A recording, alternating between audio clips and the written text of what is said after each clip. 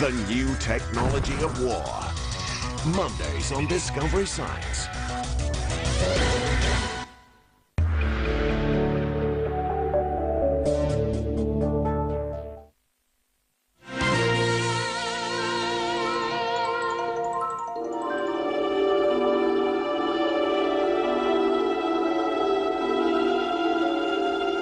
In the early 1900s, someone pulled off a hoax so clever and daring that it fooled scientists for more than 40 years. It was a terrible distraction. It led people away and down an avenue, which obviously was a cul-de-sac. It was going nowhere. So the impact was tremendous. Who was the hoaxer? Fresh evidence has reopened the case and introduced a new suspect.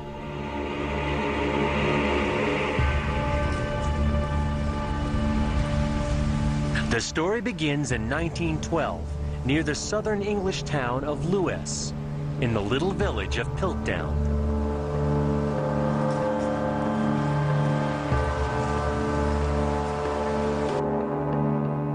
An amateur archaeologist named Charles Dawson was digging in a gravel pit. He claimed to have found a piece of an ancient human skull.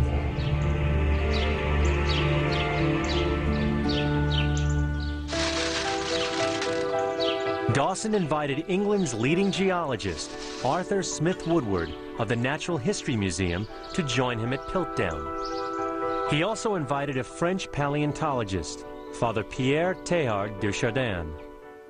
That summer, the trio made astonishing finds at the gravel pit. Archaeologist Chris Stringer heads the Natural History Museum in London. The original Piltdown bones remain here under lock and key. There were stone tools and there were animal fossils which seemed to give an age to the site that was very ancient. In modern terms, this site would have been perhaps 1 million years old. The fossils were sensational. Up to this point, scientists had discovered the remains of primitive humans in France, Germany, and Asia, but none in England. I think one could say there probably was jealousy on the part of some British scientists that we just didn't have the remains. It was Charles Dawson who dug up the most astonishing fossil of all, a jawbone, apparently part of the same skull. And this was the surprise, because this jawbone did not look human. It was very much like the jawbone of an ape in its basic shape. It has this shelf of bone at the front. The whole shape of the jaw is ape-like. And yet the teeth showed what seemed to be a human wear pattern. They were worn flat, as would be human teeth. It looked like the trio had come upon the holy grail of paleontology, the missing link between apes and humans.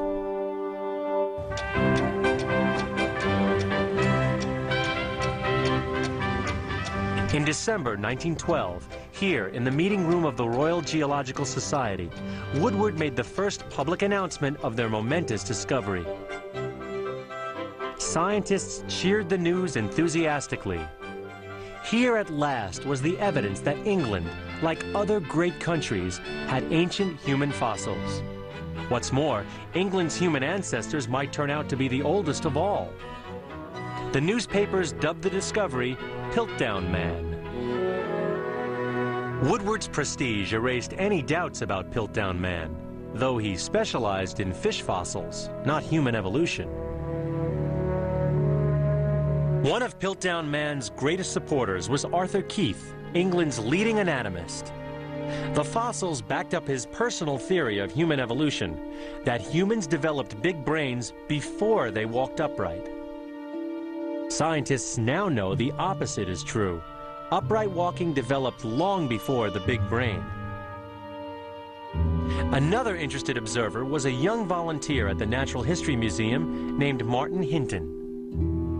He apparently disliked his boss, the autocratic Arthur Woodward. Over the next couple of years, Teilhard, Woodward, and especially Dawson uncovered more fossils at Piltdown.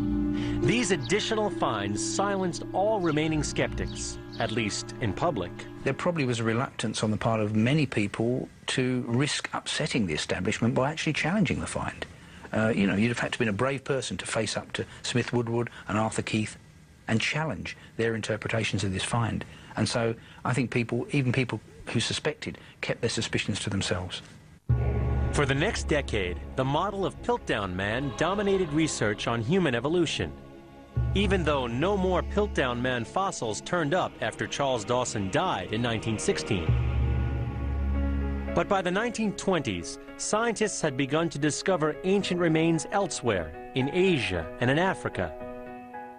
These fossils didn't jibe with the Piltdown fossils.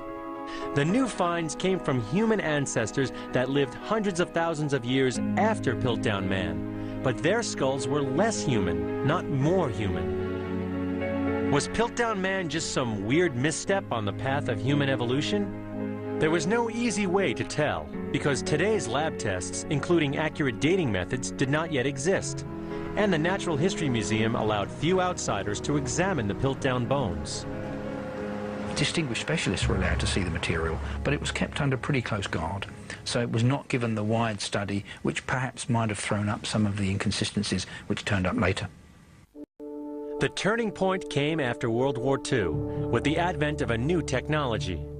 By measuring the fluorine content of fossils, scientists could roughly date them. So in 1949, scientists conducted a fluorine test on the Piltdown fossils.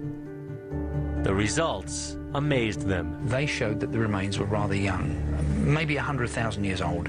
Now that was really very strange, because one might make sense of Piltdown 1 million years ago, but to have it so recent made no sense at all. Finally, in 1953, scientists launched the first full-scale analysis with better dating methods. The Piltdown hoax was about to unravel. Immediately it became plain that the staining on the bones was superficial. The artifacts had been stained. Material which had been cut was probably cut when it was already fossil, using a steel knife. When the scientists looked at Piltdown Man's teeth under the microscope, they got another shock. There is some evidence for the fact that the teeth, in fact, have been filed down. There were sort of still scratch marks, deep scratch marks, obviously been made by some implement that had been used to sort of bring these molars down to a particular desired shape. The jawbone dated back less than 100 years.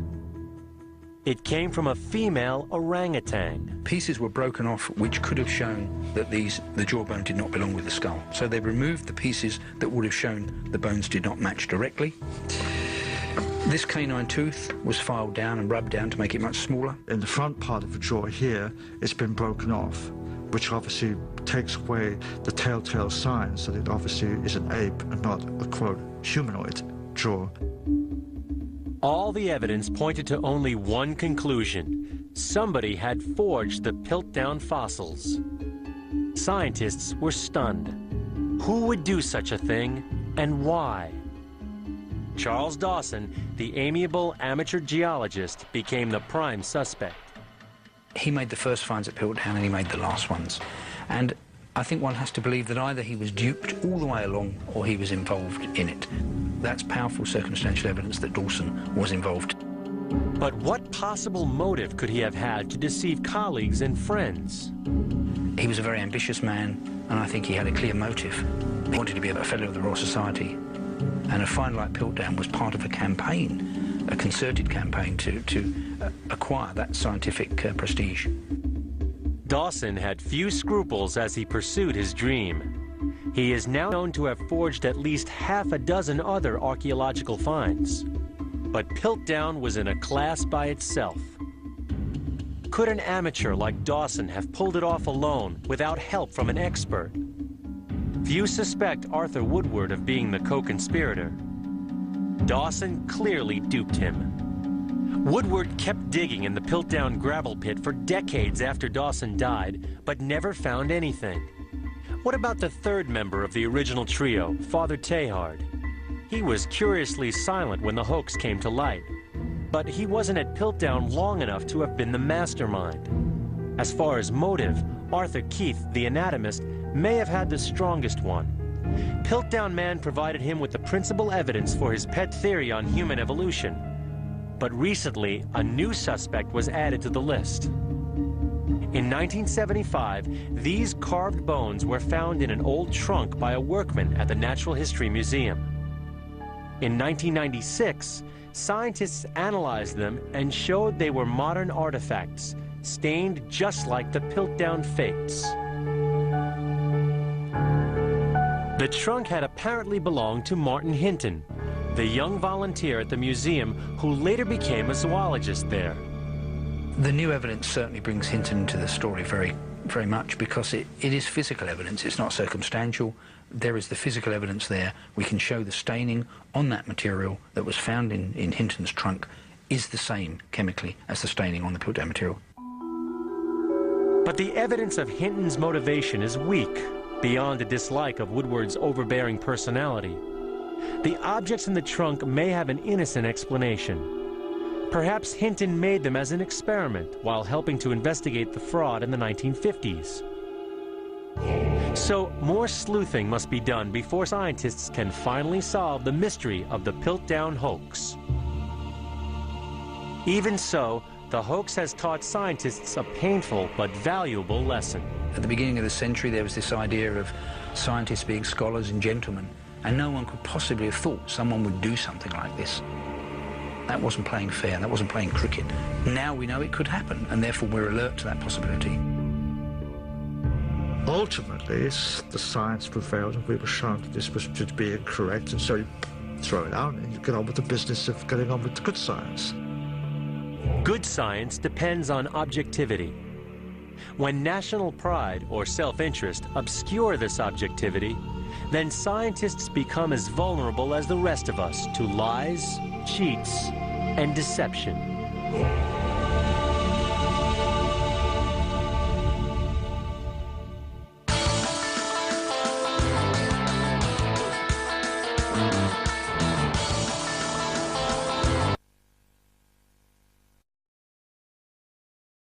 The hoaxer.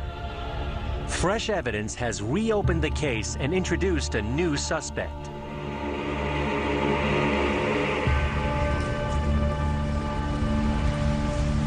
The story begins in 1912, near the southern English town of Lewes, in the little village of Piltdown.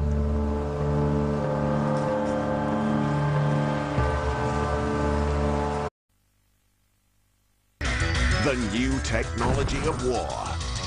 Mondays on Discovery Science.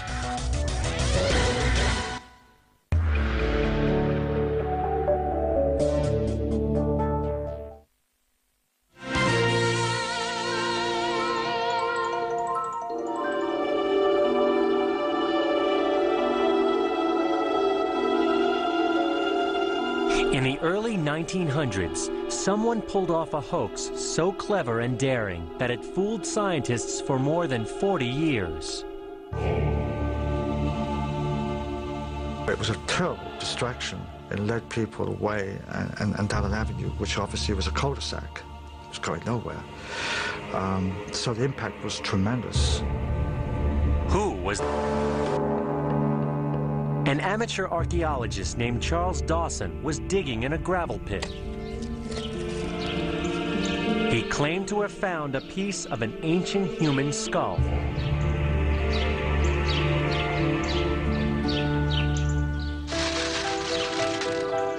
Dawson invited England's leading geologist, Arthur Smith Woodward of the Natural History Museum, to join him at Piltdown. He also invited a French paleontologist, Father Pierre Teilhard de Chardin. That summer, the trio made astonishing finds at the gravel pit. Archaeologist Chris Stringer heads the Natural History Museum in London. The original Piltdown bones remain here under lock and key. There were stone tools.